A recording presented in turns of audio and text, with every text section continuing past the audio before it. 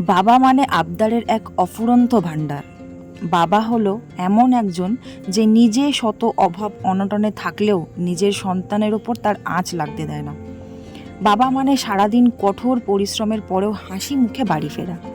এত কথা এই ভিডিওতে বাবাকে নিয়ে কেন বলছি সেটাই ভাবছেন তো?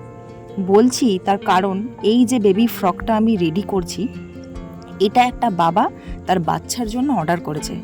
সাধারণত আমরা এটাই দেখি যে মায়েদের এই সব দিকে বেশি আগ্রহ থাকে, বাচ্চার জামা কেনা, বাচ্চার জন্য কিছু বানানো, তারাই সাধারণত এইসব জিনিস অর্ডার করে। কিন্তু আমাকে এই অর্ডারটি করেছে একজন বাবা তার বাচ্চার ছেলের জন্য। এবার ভাবছেন ছেলের জন্য ফ্রক? হ্যাঁ, ঠিকই শুনছেন, সেই দাদা তার ছেলের জন্যই এই ফ্রকটা অর্ডার করেছে।